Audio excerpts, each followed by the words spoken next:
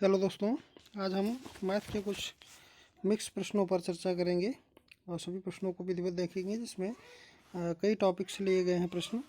तो पहला प्रश्न जो हमारा दिया गया है वो है चक्रवृद्धि और साधारण ब्याज से संबंधित। ब्याज से संबंधित इस प्रश्न को हम कल हल करेंगे और इस प्रश्न में चक्रवृद्धि और साधारण दोनों प्रकार के कंसेप्ट को लगाना पड़ेगा, तब इस प्रश्न का आंसर आएगा। चलो देखते हैं इस प्रश्न का आंसर क्या होगा। लिखा गया है कि यदि एक निश्चित राशि पर 8% वार्षिक साधारण ब्याज की दर पर 3 वर्षों के लिए प्राप्त साधारण ब्याज 4,000 रुपये पर 10% वार्षिक चक्रवृद्धि ब्याज की दर पर 2 वर्षों के लिए प्राप्त चक्रवृद्धि ब्याज का आधा है, तो साधारण ब्याज पर निवेशित राशि क्या है। तो इस प्रश्न की भाषा को आप समझें। इस प्रश्न में कुछ नहीं है, सिर्फ भाषा का खेल है। उसमें बड़ी टफ लैंग्वेज बनाई गई है। ये कहा गया है कि 8% वार्षिक साधारण ब्याज की दर पर 3 वर्षों के लिए जो प्राप्त साधारण ब्याज होगा वो 4,000 रुपये मूलधन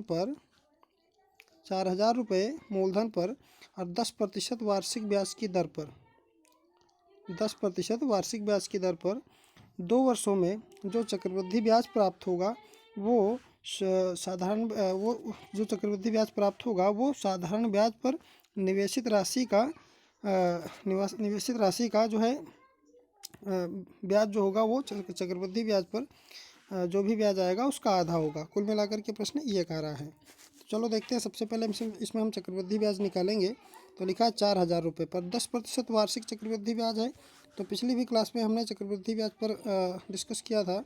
तो हमने कहा था कि जो भी दर दी होगी तो दर को सबसे पहले आप भिन्न बनाएंगे, तो 10/100 लिखेंगे और इसकी भिन्न बनाएंगे तो 0 से 0 कटने के बाद दर रह जाएगी 1/10। अब 1/10 का मतलब जितना भी इसका हर है तो समय की घात उतनी ही हम कर देंगे। अब 10 की घात हम 2 कर देंगे क्योंकि 2 वर्ष का समय दिया है और इसको हम मूलधन मान लेंगे। तो 10 की पावर 2 जो है इसको जब आप करेंगे तो 10 की पावर 2 हो जाता है 100। 10 की पावर 2 100 हो जाएगा। अब 2 वर्षों का जो है चक्रवृद्धि ब्याज निकालना है, तो इस 100 का 1/10 निकालेंगे तो 100 का 1/10 10 निकलेगा। ये पहले वर्ष का ब्याज हो गया। और दूसरे वर्ष में इस 100 का 1/10 निकालेंगे तो फिर दूसरे वर्ष में भी 10 ही मिलेगा, लेकिन ये चक्रवृद्धि ब्याज है तो इस 10 पर भी 1/10 लगेगा। तो 10 का 1/10 जब आप निकालेंगे तो आपको 1 मिलेगा। तो कुल मिलाकर के अगर हम देखें तो यहाँ पर जो चक्रवृद्धि ब्याज बन रहा है वो बन रहा है 20 और 1 21 रुपया। 20 और 1 21 रुपया। लेकिन इसमें जो मूलधन दिया गया है वो मूलधन हमने 100 ही माना था। मूलधन जो है वो हमने 100 माना था। तो मूलधन तो 100 नहीं था, मूलधन 4,000 रुपये था। तो हम क्या करेंगे कि 100 किसके बराबर होगा, 4,000 के बराबर होगा।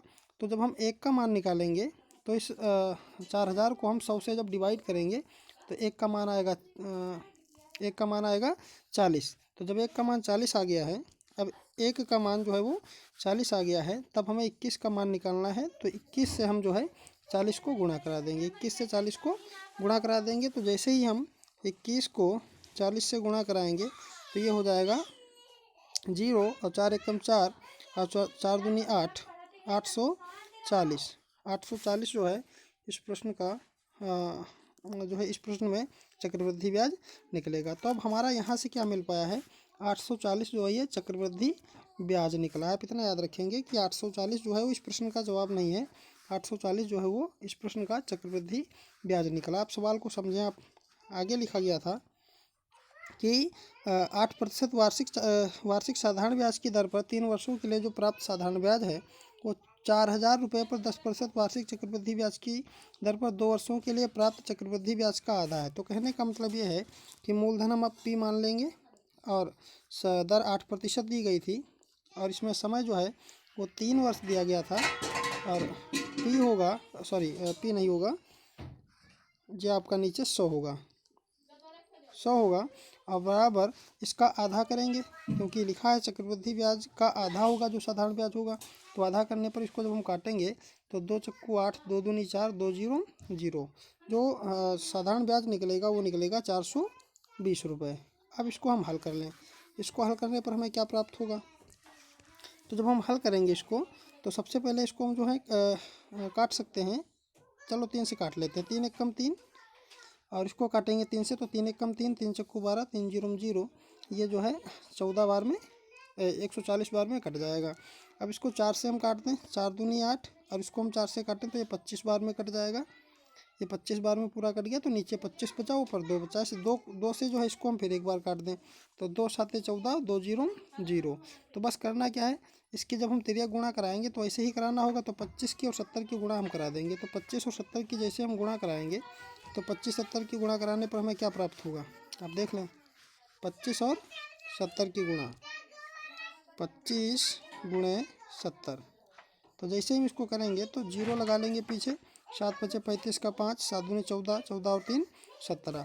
तो इस प्रश्न का जो सही जवाब होगा वो होगा 1700, यानी कि साधारण ब्याज पर जो निवेशित राशि थी वो 1700 रुपये थी। साधारण ब्याज पर निवेशित राशि 1700 थी। तो इस प्रश्न का सही जवाब क्या हो जाएगा, ऑप्शन नंबर ए। उम्मीद करते हैं ये प्रश्न आप सीख पाए होंगे। और एक बार हम आप लोगों से जो है अनुरोध करेंगे कि इस प्रश्न को दोबारा पढ़िएगा और अपने आप समझने का प्रयास कीजिएगा।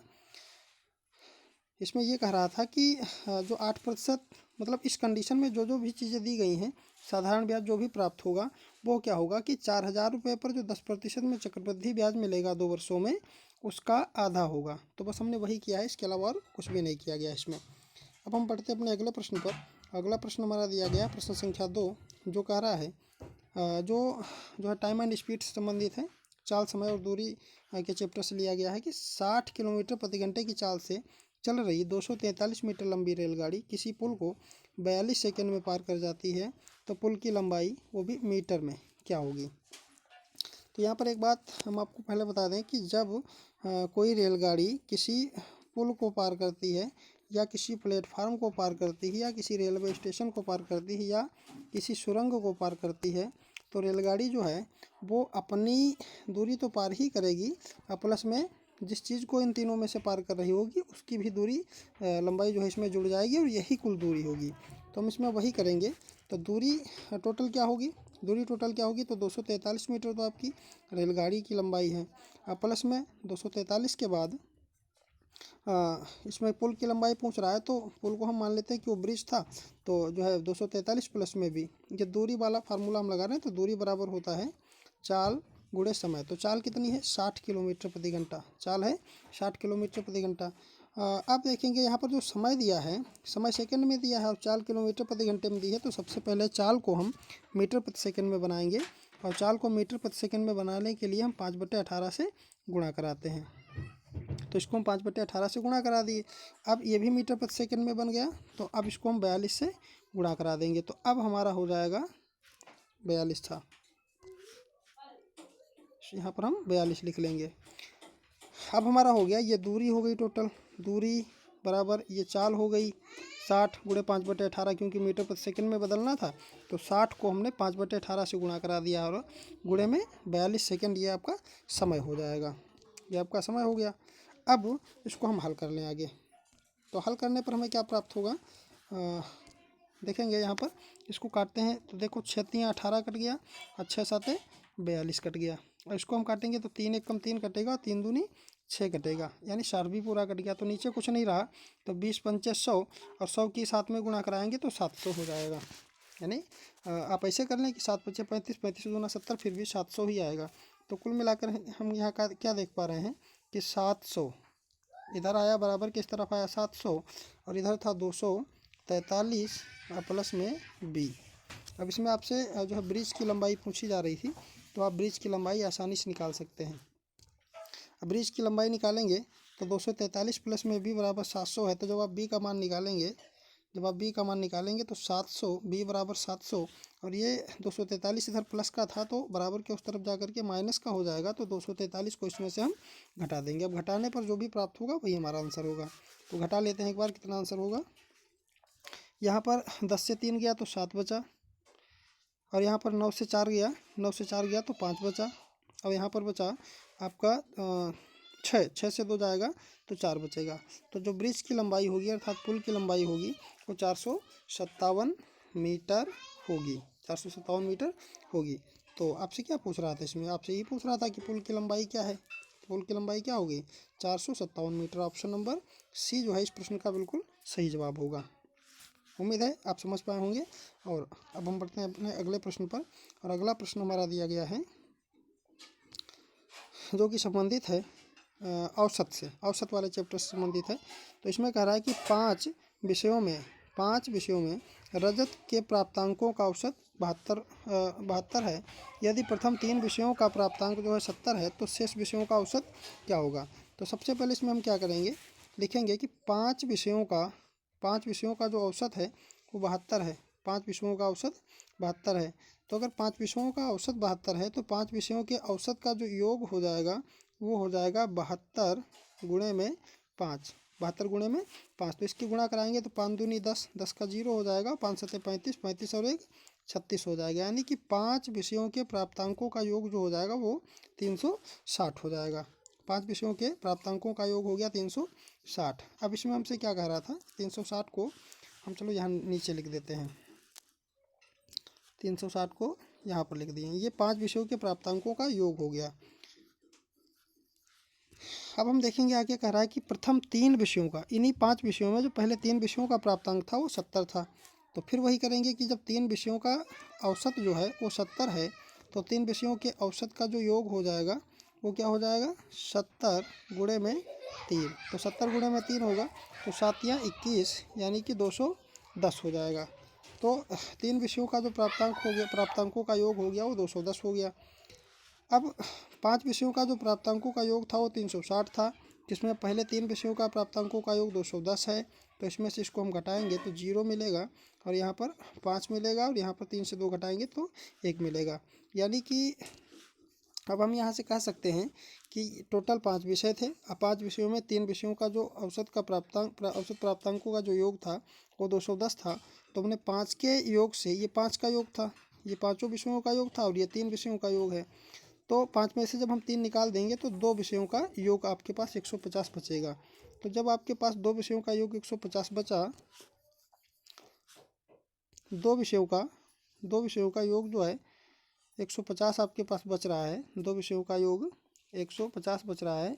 तो दो विषयों का जो औसत होगा वो हो जाएगा 150 बटे में 2। तो इसको जब आप सॉल्व आउट करेंगे तो ये 75 यहाँ से निकल करके आएगा, क्योंकि 2 7 14, 1 बचेगा 10 हो जाएगा, तो 2 पंचे 10। तो 75 इस प्रश्न का बिल्कुल सही जवाब है, जो कि आपके ऑप्शन नंबर डी में क्लियरली स्पष्ट है या जो है दिया गया है ऑप्शन नंबर डी। तो इस प्रश्न का सही जवाब क्या हो गया ऑप्शन नंबर डी। उम्मीद है कि ये प्रश्न भी आप समझ पाए होंगे। और अब हम बढ़ते हैं अपने अगले प्रश्न पर। अगला प्रश्न हमारा दिया गया है कि 3 व्यक्ति किसी व्यवसाय में 600 रुपये, 800 रुपये और 1000 रुपये लगाते हैं। 3 व्यक्ति हैं, मान लेते हैं कि तीनों व्यक्ति जो हैं, एक का नाम ए है और दूसरे का नाम बी है और तीसरे का नाम सी है। मान लेते हैं कि 3 व्यक्ति थे।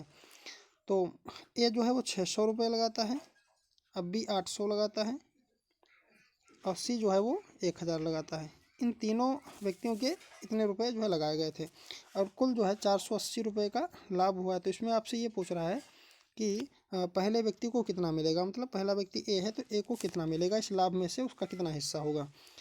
तो सबसे पहली बात आप ये जान लें कि जो लाभ बटेगा वो इन सभी के निवेश के अनुपात में बटेगा।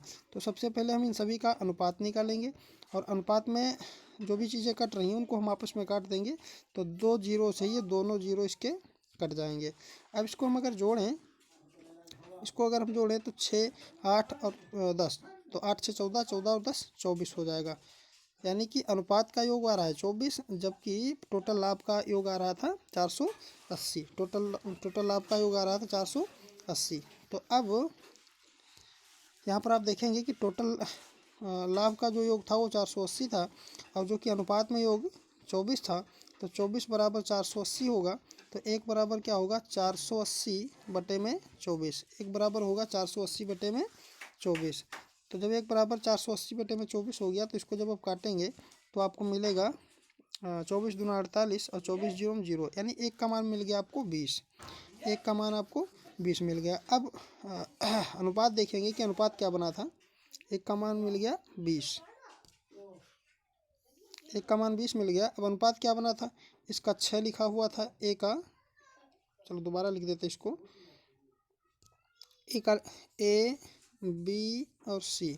ए का अनुपात बना था 6 क्योंकि 0 ही 0 काटे गए थे, और बी का अनुपात बना था 8 और सी का अनुपात बना था 10। तो इसमें आपसे पूछ रहा है कि पहले व्यक्ति को कितना मिलेगा। तो एक का मान तो 20 है, तो पहले व्यक्ति को 6 मिल रहा है, तो 6 गुणे में 20 कर देंगे। तो जैसे ही 6 गुणे में 20 करेंगे तो 6 दूनी 12, 120 रुपये जो है वो पहले व्यक्ति को प्राप्त होंगे। और 120 आपके किस ऑप्शन में दिया गया है, तो ऑप्शन नंबर सी में ये दिया गया है। तो यही इस प्रश्न का बिल्कुल सही जवाब है। ऑप्शन नंबर सी जो है बिल्कुल ठीक जवाब है।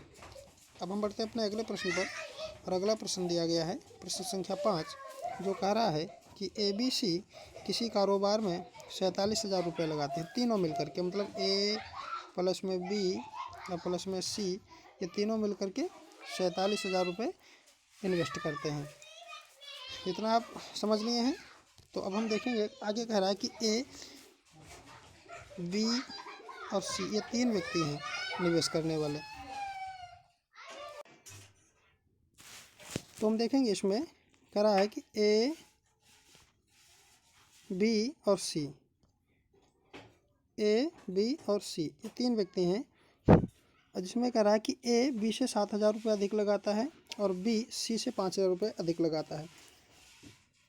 तो इसमें हम मान लेंगे कि C ने जो निवेश किया वो 100 रुपये निवेश किया। अगर C ने 100 रुपये निवेश किया है तो B कितने निवेश करेगा। B C से 5,000 अधिक निवेश करता है, तो जो B का निवेश होगा वो X तो होगा ही, क्योंकि C से 5,000 अधिक निवेश करता है और X के साथ में 5,000 वो और अधिक लगा रहा है, तो X प्लस में 5,000 हो जाएगा।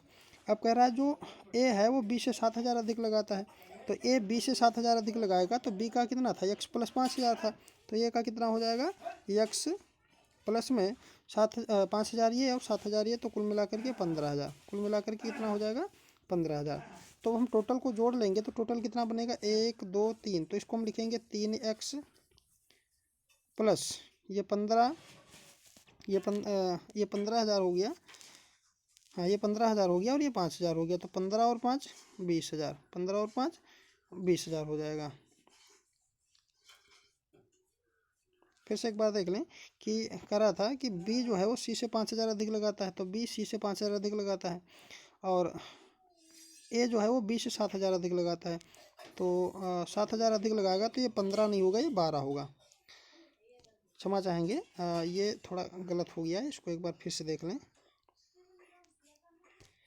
कह रहा था कि A B से 7,000 अधिक लगाता है, तो B को मिला था X प्लस 5,000, तो जो A लगाएगा वो इससे 7,000 अधिक लगाएगा, तो 7 और 5 12,000, यानी X प्लस में 12,000 रुपये जो है वो कौन लगाएगा, A लगाएगा।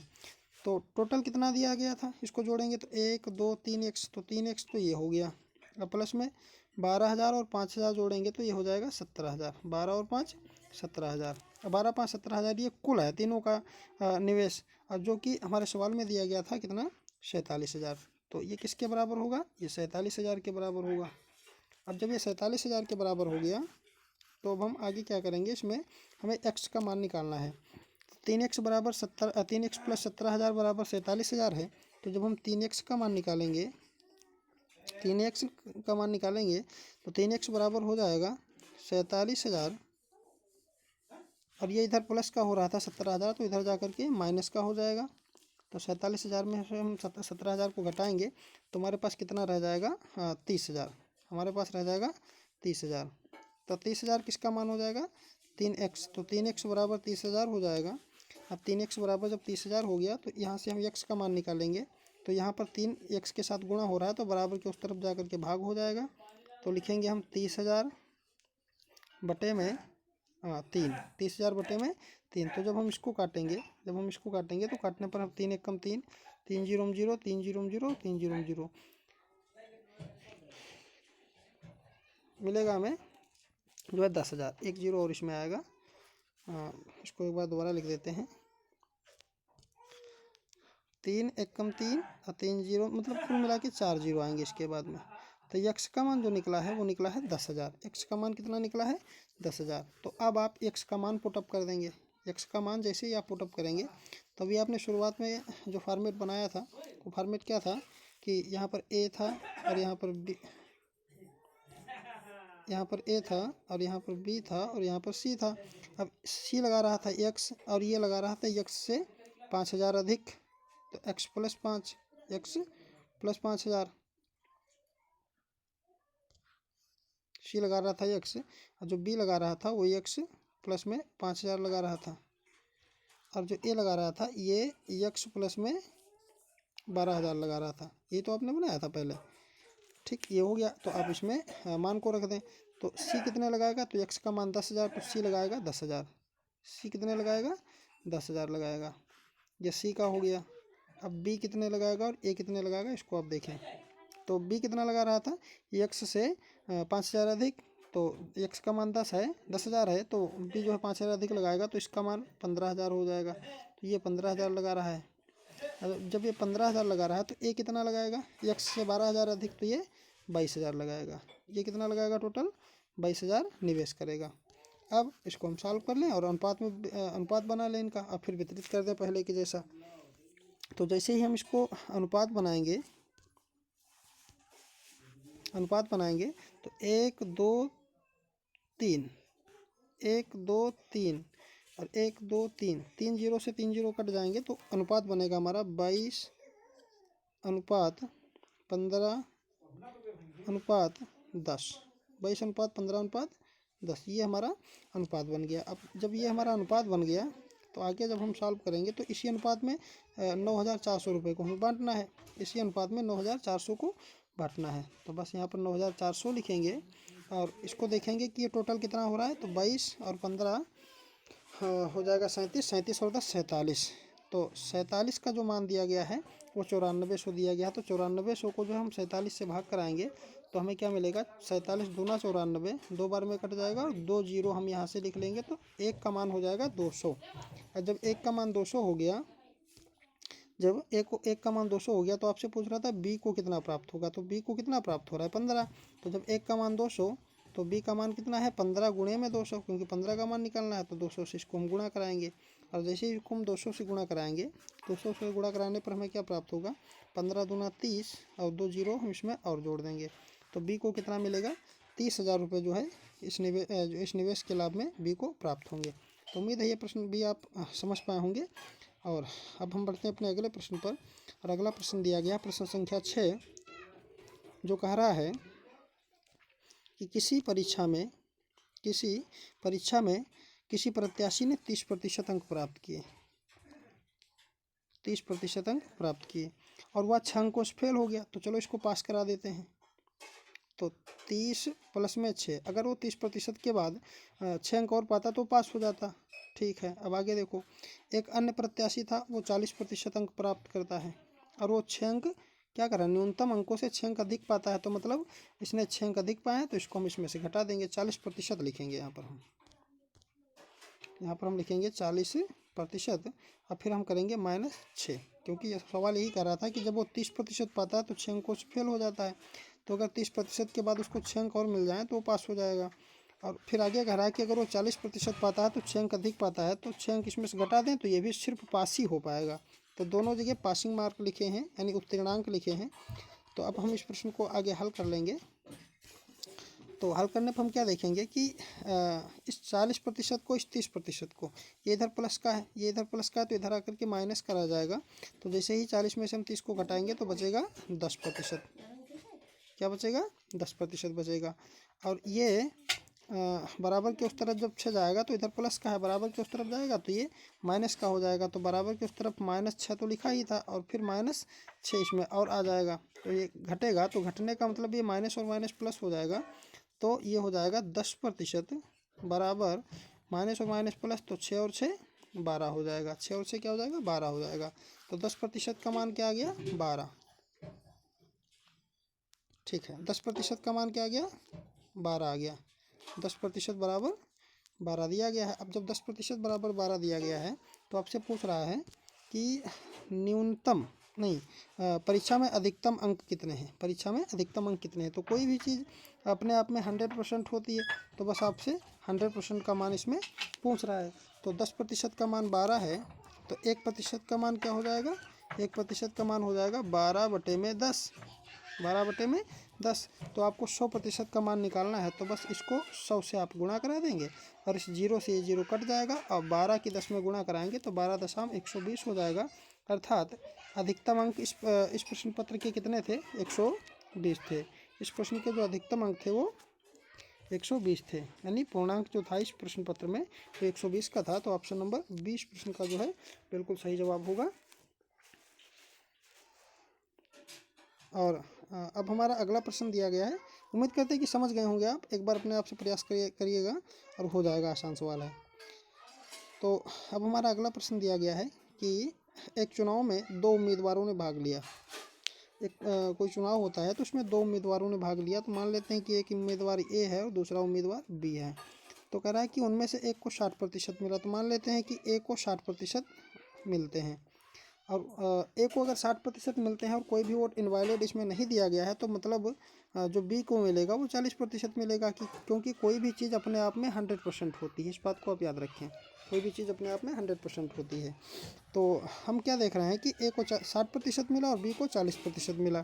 तो कह रहा है कि ए जो है वो 60% पा करके 1600 मतों से जीत जाता है। तो जीतने का मतलब क्या है भाई? 1600 मतों से जीत रहा है, 1600 मतों से जीत रहा है। तो जीतने का मतलब है कि यहाँ पर भी वो कितने से जीत रहा है? 20% वोटों से जीत रहा है। तो 20% का मान कितना हो जाएगा? 1600 हो जाएगा। अब जब 20% का मान जो है 1600 हो गया, तो यहाँ से जब आप 1% का मान निकालेंगे तो ये हो जाएगा 1600 बटे में 20। क्या हो जाएगा? 1600 बटे में 20।